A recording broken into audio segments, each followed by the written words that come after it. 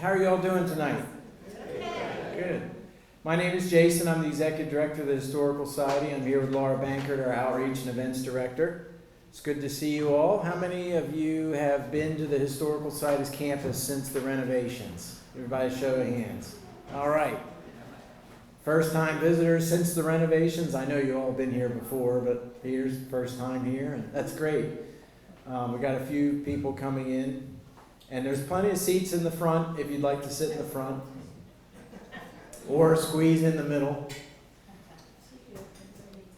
Before Jim starts his talk, I wanted to just kind of give everybody a quick update on Centennial activities in Carroll County. You know, we have a 250 planning committee that's been hard at work over the past couple of years. The committee was established by the county commissioners in 2024, and we've set about to do a variety of programs and events and initiatives. And of course, one of those initiatives is our monthly 250 speaker series. The Society tonight is hosting one of that series. So this isn't officially our talk here at the Historical Society, but we're very happy that 250 Talk is here. Some of the other things underway with the 250 committee are supporting programs and events throughout the county that have a 250 tie. We've been heavily involved with different publications. One of the publications that has been put out recently is Carroll History Magazine, published by the Historical Society. And we are able to sell these tonight. If you want a copy, they're $10, right, Laura? But it's card only tonight. Normally we can accept cash, but card only tonight in the back of the room. And any of the 250 activities you might be interested in, they're all online on the Society's website. We have a dedicated 250 calendar for 250 events and programs, and definitely check that out. We're running 250 programs and events all the way through the end of this year, but we're not going to stop in 2027 and beyond. Of course, there's a lot of Revolutionary War era anniversaries that happen beyond the 250 mark. So we will keep on going as long as we can. And again, thank you for being here. It's my honor to introduce Jim Shriver. Jim has been involved with the Historical Society for many, many years, involved with local history for many years. I believe, Jim, you're serving as treasurer of the Union Mills Homestead currently and serves on their board. Jim is chair of the Board of Trustees at the Historical Society and has been in that role for about 2 years now. He's going to be retiring from that in December, sadly. I can't believe 2 years has gone by just like that. But Jim really played a major role in helping me and the staff and the board oversee this major capital campaign at the Historical Society over the past 2 years. And so I'm thrilled that he's speaking tonight. And I believe, you know, I've been with the Historical Society 4 years. It's my first time hearing a talk from Jim, so I'm thrilled to hear a presentation from Jim. And without any further delay, I'd like to welcome Jim Shriver.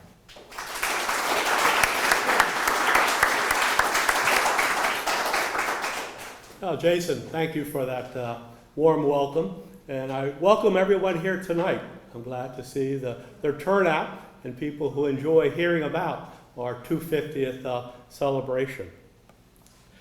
1876, the Centennial, is not only a milestone occasion to celebrate, but a benchmark to measure the success of the American experiment with representative democracy. Congress created the U.S. Centennial Commission in March 3rd, 1871. It had one delegate from each state and territory. Themes: patriotism, American industrial prowess, and a unification of the United States after the Civil War. But it explicitly did not provide federal funding.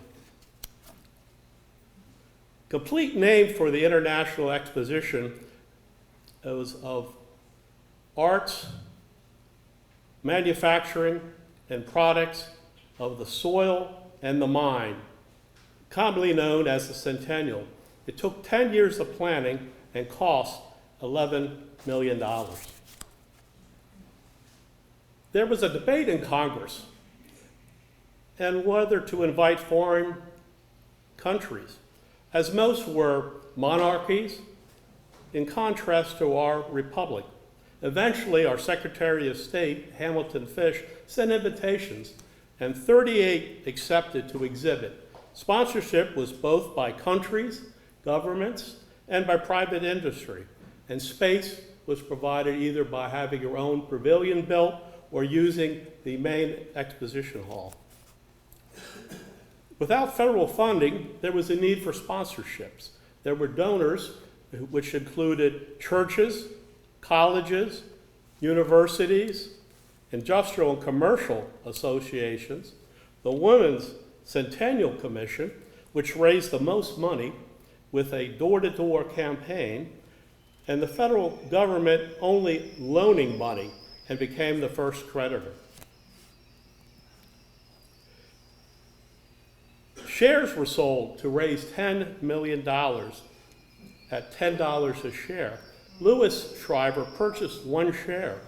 As the Centennial World's Fair failed to earn a profit, Louis was left with a framed souvenir. It's engraved and printed by the Bureau of Engraving and Printing, the same institution that produces our currency. And today, you can find this for $300 or $500 on eBay.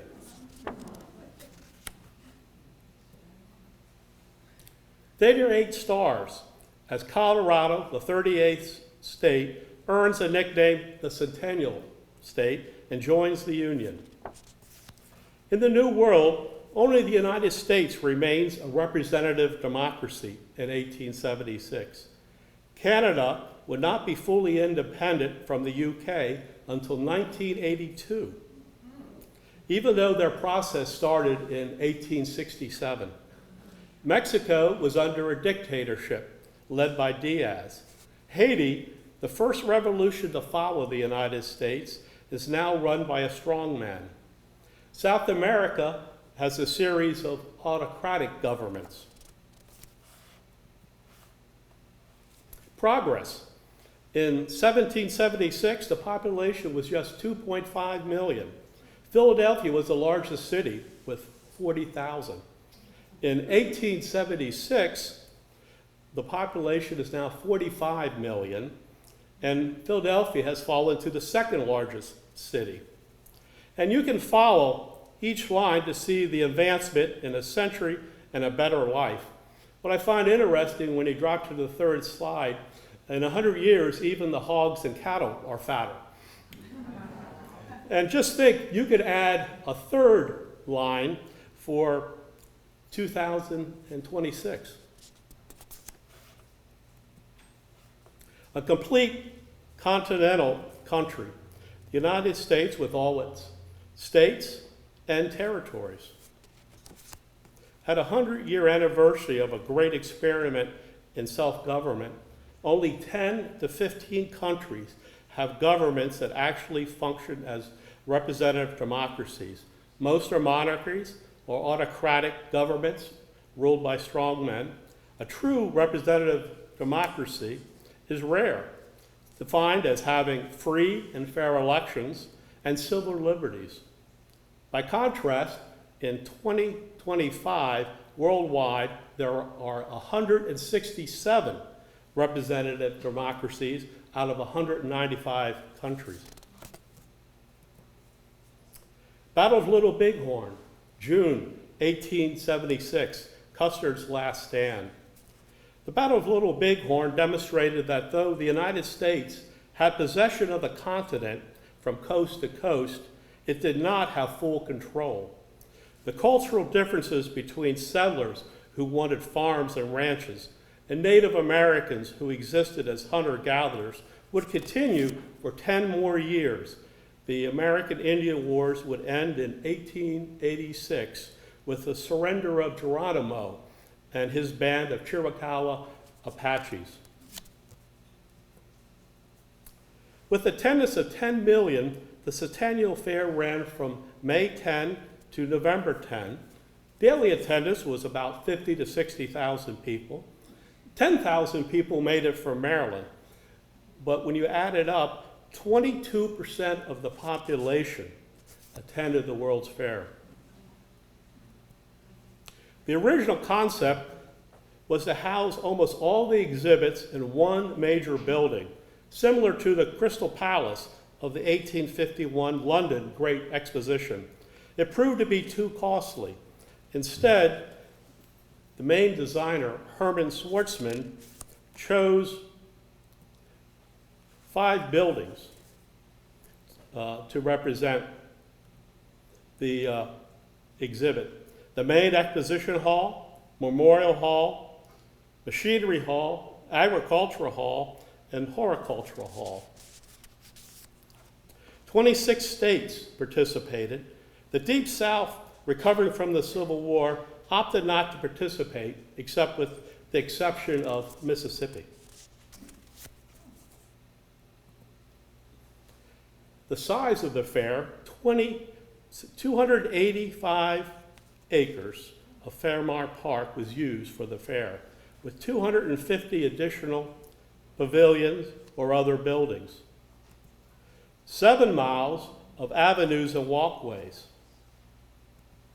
and a Centennial station built by the Pennsylvania Railroad. Upon arrival, attendees entered through a newly invented automatic turnstile at 13 locations.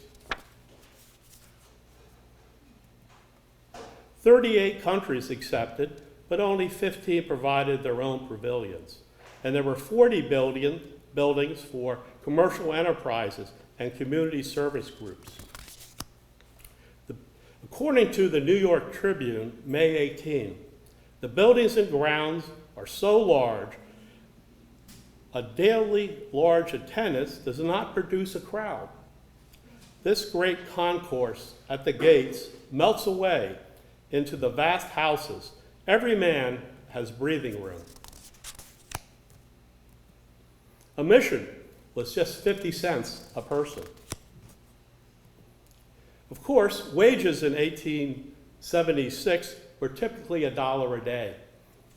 And $1,000, you were considered upper middle class. And so if you look at $1 in 1876, it's now worth $31.31. The Panic of 1873 caused by railroad speculation, bank failures, and a stock market collapse led to what was called the Long Depression, lasting until 1879. Unemployment at this time was 14%. At the May 10th opening, President Grant greets over 100,000 people. And you could purchase an official catalog. This would help you plan your visit to the fair.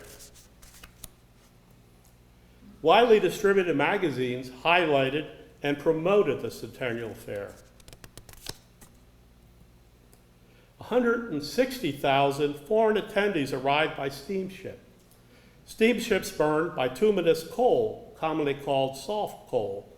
Easy to light, it burned with a long flame to surround the boiler tubes for steam generation. It was more globally accessible for coaling stations, and it was powered by a screw. And you ask, why the sale? Coal was expensive, required storage space, and a steamship would burn 47 tons a day. The sale provided backup to reach a coaling station, and it helped to reduce the cost of operating.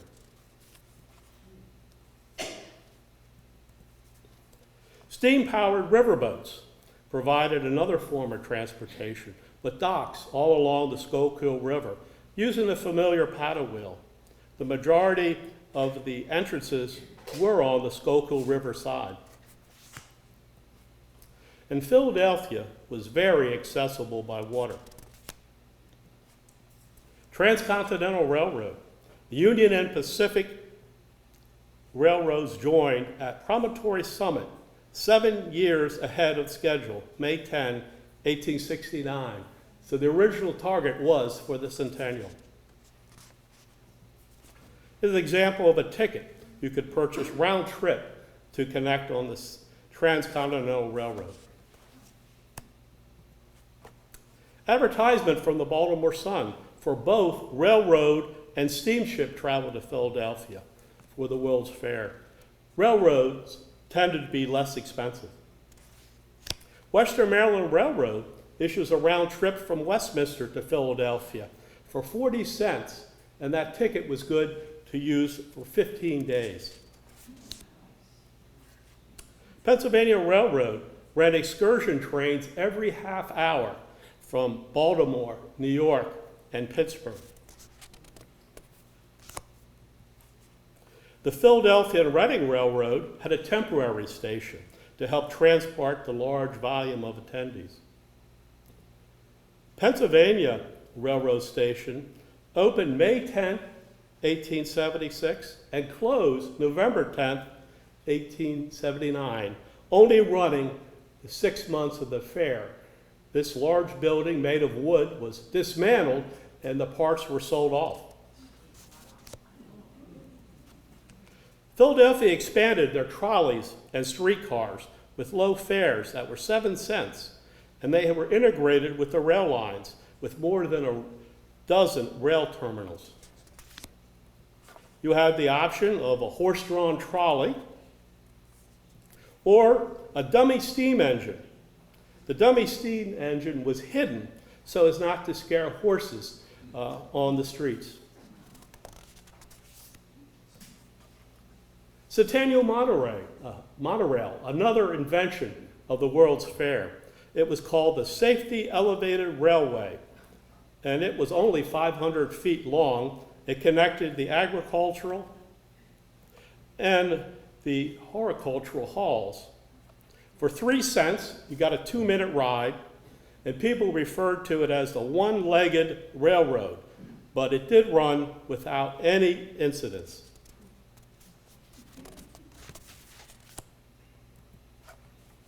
Rolling chairs were available at 60 cents per hour without an attendant, or $1 for attendant for 3 hours. Also, you could experience a hot air balloon ascension, which you were able to view the vast fair. Lodging was a great concern, as daily attendance varied, and not everyone could attain the hotel they desired. There were 6 massive temporary hotels built near the entrance gates. This is a picture of the Hotel Arbory. And interesting, they converted this to 26 townhouses after the fair. The Centennial Lodging Agency managed bookings. It sold verified lodging tickets to the distant cities around the U.S. Or you could purchase a ticket on an incoming train. In addition, they developed 40,000 private homes for lodging.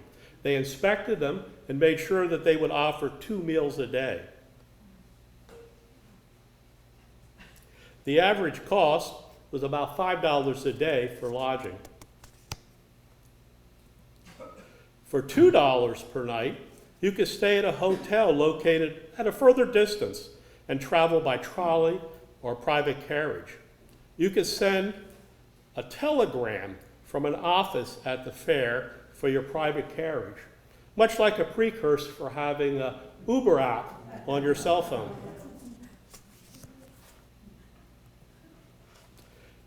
Main Exposition Building, the largest building at the fair, covering approximately 21.47 acres. It's also the largest building ever built by 1876.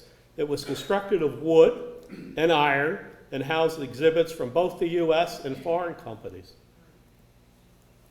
Much like a giant shopping mall. After all, this was truly a commercial venture. Agricultural Hall covers 10 acres, the 3rd largest building of the fair, described as a gigantic barn crossed with a Gothic cathedral. Important to highlight that half the population still lived on farms, and there was an additional 22 acres for livestock. 500 yards away as a consideration for sanitary reasons. Filled with the most modern equipment at the time, you had portable steam engines that were used to power threshing machines, mills, and saws, plus a display of produce. Less than 2% of the population today are farmers. The success of agriculture to produce an abundance of food allowed the cities and urban centers to grow, fueling the labor for the second industrial revolution. Memorial Hall. This served as an art gallery and housed over 5,000 works of art. It was the most expensive structure of the entire exposition. Now, it's the only remaining building, and it's restored to the Please Touch Museum. Horticulture Hall, though the smallest of the 5 major buildings, it was the largest conservatory or greenhouse built to date, filled with native and exotic plants and trees. In addition, there were 40 acres surrounding Horticultural Hall with gardens, walkways, and arboretum of about 800 species. A Victorian garden was designed in a carpet style to imitate a Persian rug. Leisure time allowed the middle class people to plant ornamental flower gardens, trees, and shrubs. Before, you mainly grew herbs and vegetables, as the focus was to feed the family. Typical flowers that you would see: the dahlia, geranium, which was the most popular flower, petunia, morning glory, and coleus. That added the flower color that you needed to create that large carpet Persian rug effect.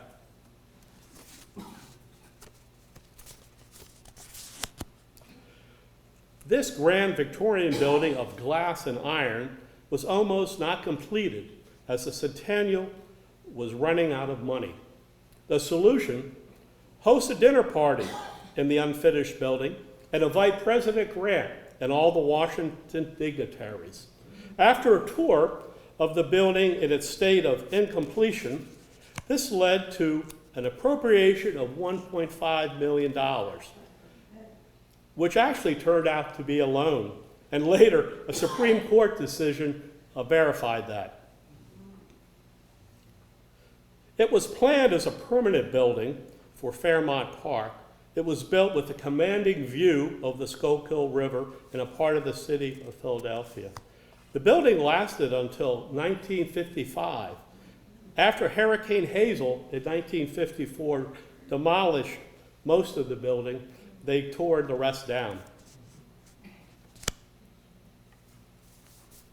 Machinery Hall featured steam-powered boilers, internal combustion engines, mechanical refrigeration, machine tools, firefighting equipment such as the steam-powered pumper, farm equipment with steam engines.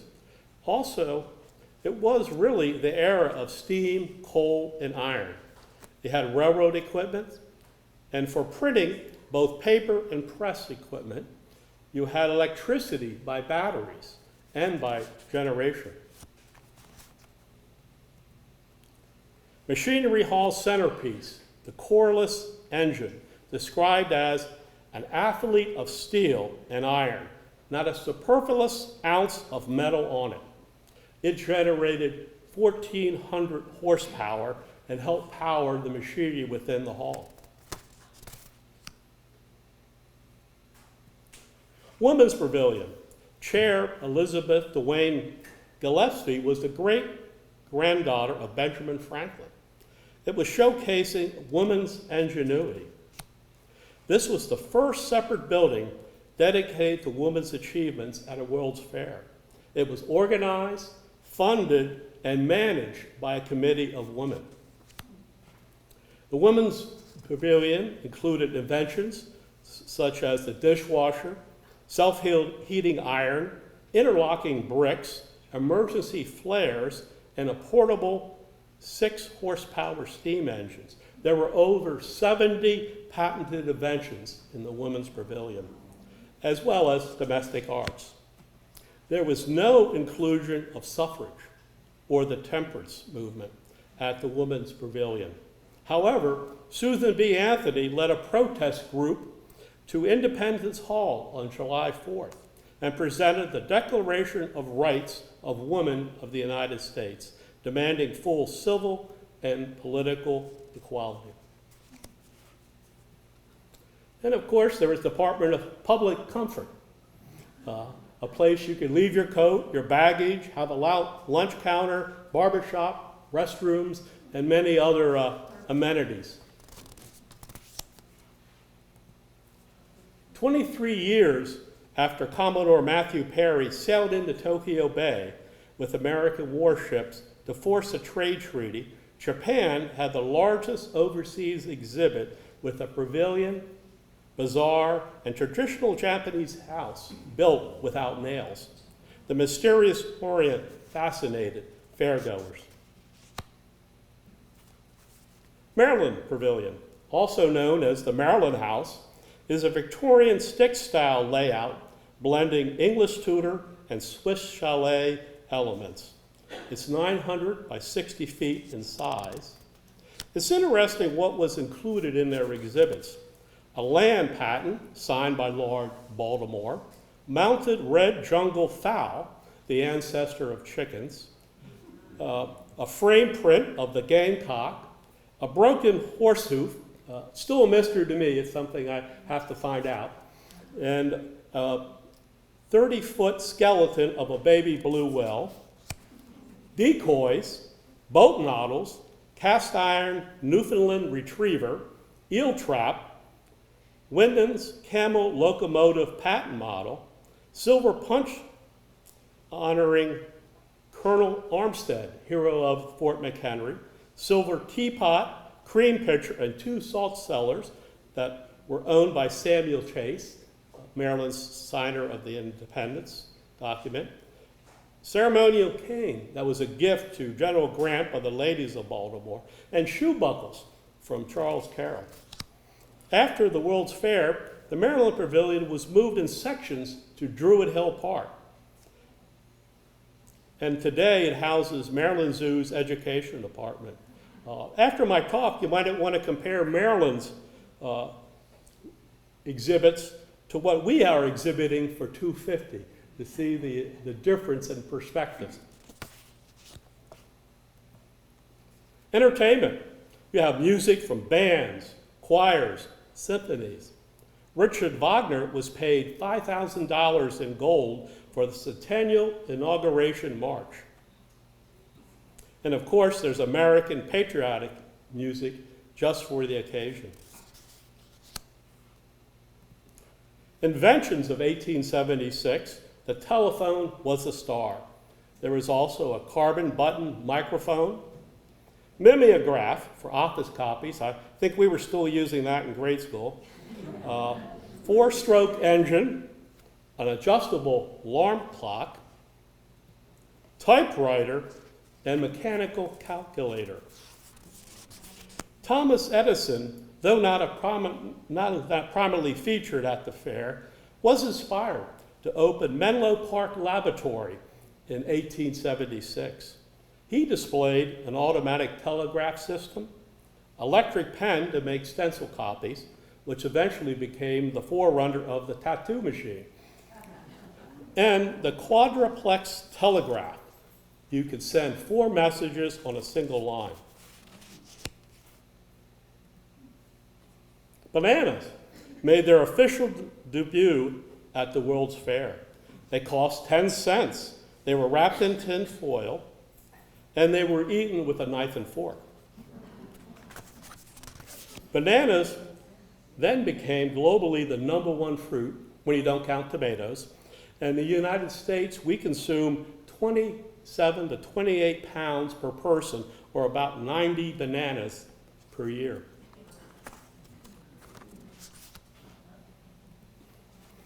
Hires root beer was introduced at 1876 World's Fair by pharmacist Charles Elmer Hayes. It was launched as a temperance drink and healthful tonic. made from 16 wild roots and berries. It was sold originally as a powder concentrate for 25 cents, and you could make 5 gallons. Bottling didn't come about until the 1890s, and he offered glasses to people at the fair that spurred his sales.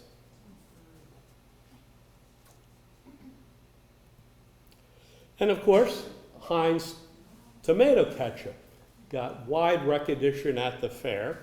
And just by coincidence, this is my 57th slide.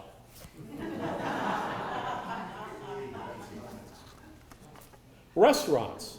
There were approximately 20 on site, with George's Hill restaurant capable of seating 5,000 at a time.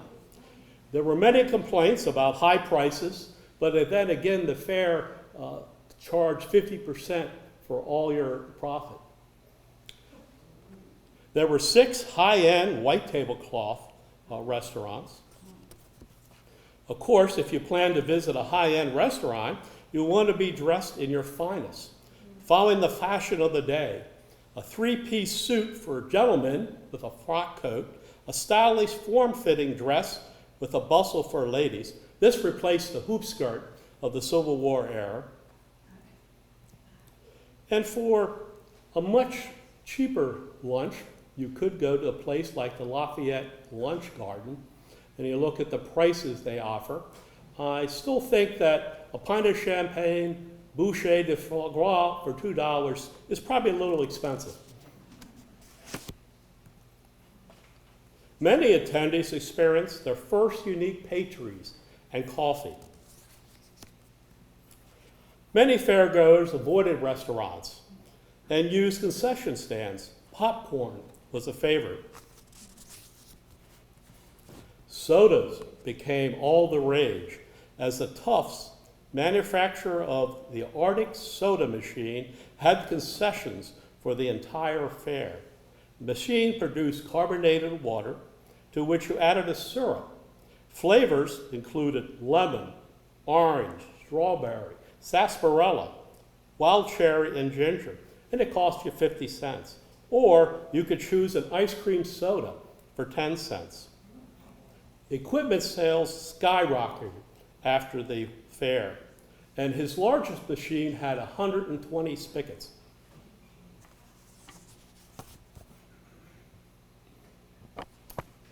And of course, there were typical souvenirs for the World's Fair. The Liberty Bell motif was probably the most popular, and there were unusual curiosities. You had a full-scale Liberty Bell made of soap, the Centennial medallion, Dreaming Elephanthe, carved in butter by Caroline Banks, the Butter Woman. This introduced butter as a medium for art, and it would appear in just about every county and state fair afterwards. Somebody would have a butter sculpture. There are some fun statistics about the fair. Children lost, 504. Children found in one day, 499. Arrests for pickpocketing, 14. Either we had a really low crime rate or these pickpockets were awfully good. And it's interesting, the greatest attendance was on a Thursday. Outside was a mile-long shanty town with beer parlors, sideshows, and cheap food stands. Plus, scandalous adult entertainment, can-can dancers. From this shanty town, you developed the concept of a midway that became popular at all fairs and carnivals. The French contributed more to the World's Fair, arm-holding torch, which was a glimpse of the Statue of Liberty that was later presented to us in 1886.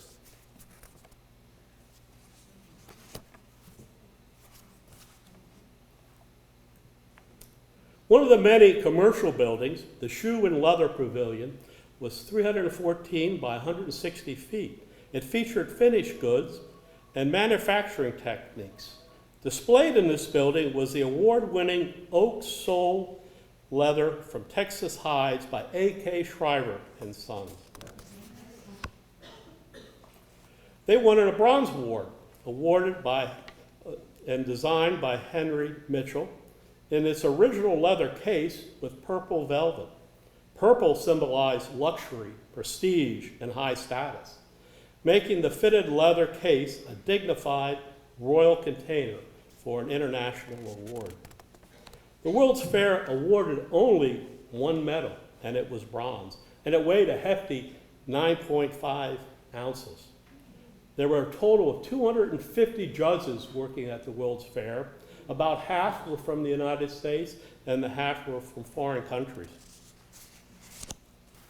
Mary Shellman also was awarded a prize for her unique work of art depicting Ascension Church.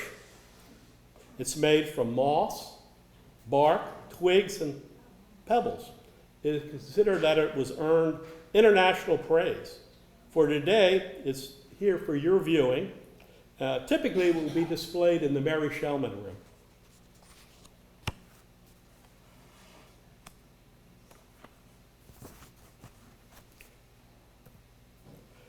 Louis Shriver's diary, April 15, 1876. We worked out 10 sides of prime sole leather for the Centennial today, boxed up and sent it to Westminster to be shipped. I took it out in the spring wagon. Aust and Lou, both were not sure they had the best leather, but the judges did, commended for high skill and workmanship and thoroughness in manufacture, and noticeable for fine finish and close trim.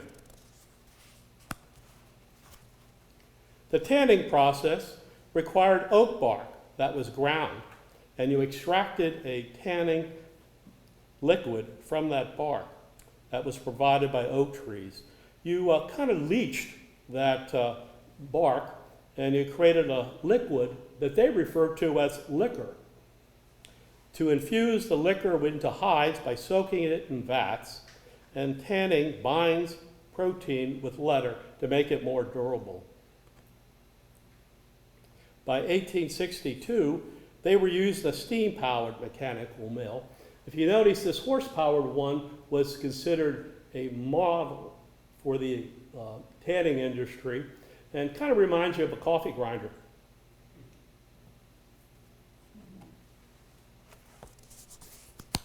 Texas hides. They arrived at Union Mills salted, which meant they had to start by soaking them. They put them in a lime pool to remove the hair, and then the hides were added to a vat, buried in the ground with liquor from the bark. They had a heated dose of this tanning extract, and eventually they layered it with bark between the hides, and after considerable time, 7 to 8 months, they removed them, partially dried, and they were taken to a roller that was made of brass to compress in solid, polished appearance.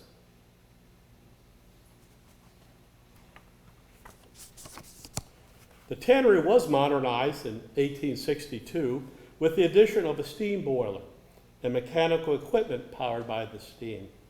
The tannery would operate until 1902, when that large smokestack was knocked down in a storm. This ended 5 generations of producing leather.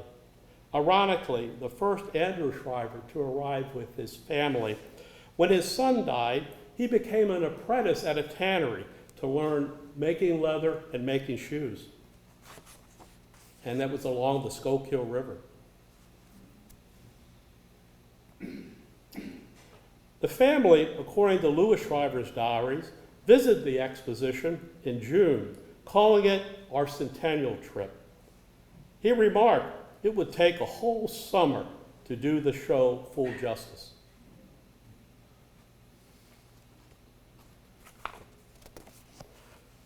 Local celebration, the family went to Westminster and, among other things, bought home a lot of small flags and enough goods to make a large flag about 12 by 8 feet.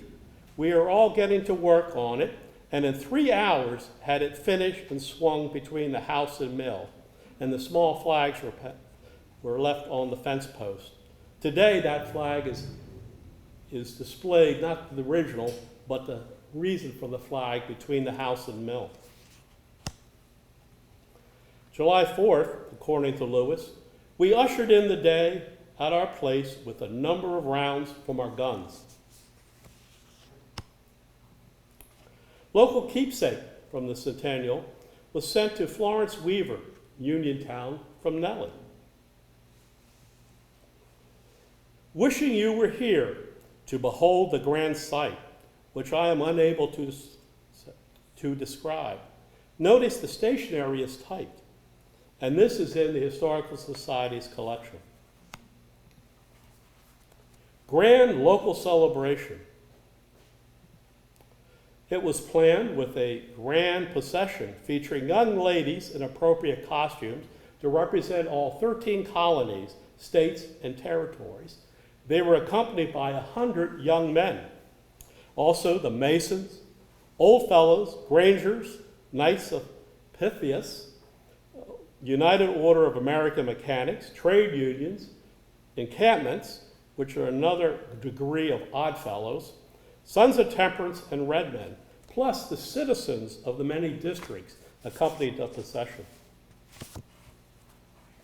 The grand procession ends at the fairgrounds, which today we would find Dunkin' Donuts.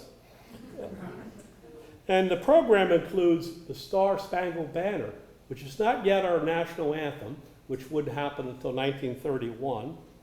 And it was performed by a choir of Westminster residents. They offered prayers. They had a reading of the Declaration of Independence and a reading of George Washington's farewell address. And George Washington was highly revered, and they knew that him serving 2 terms set the standard for keeping our representative democracy. There was a local history by Colonel John K. Longwell, and there were interludes of music and poetry recital by Emma Alice Brown. The Democrat Advocate would later publish a keepsake with the edition. In that edition, they'd have Colonel Longwell's entire speech of Carroll County history.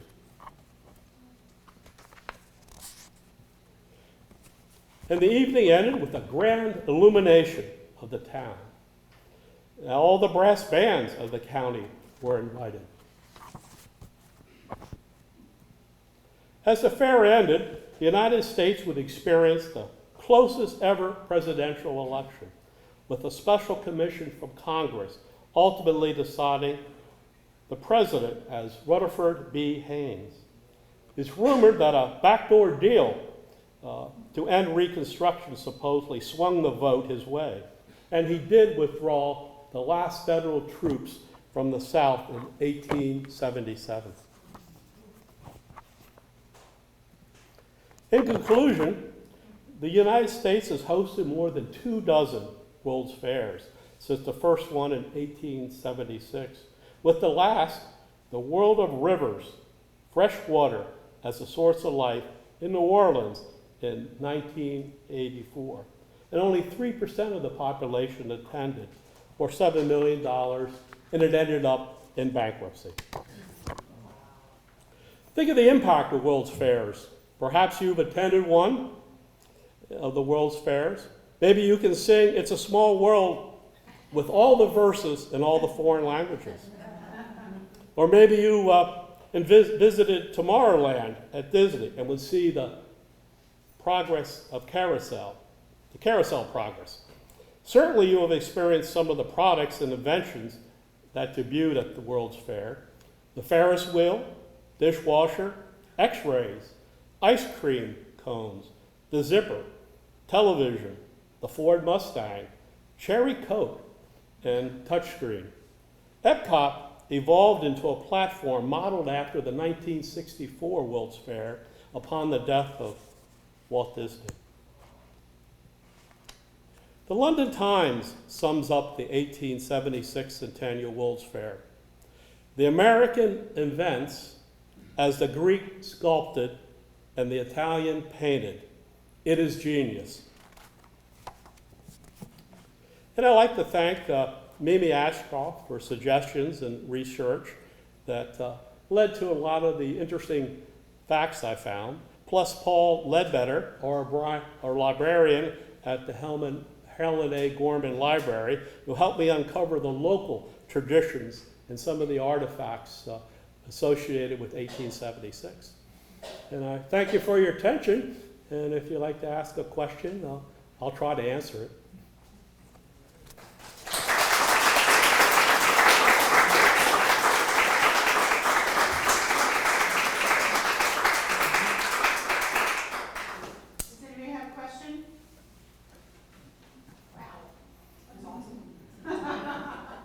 Thank you guys so much for coming. Thank you, Jim, for the talk.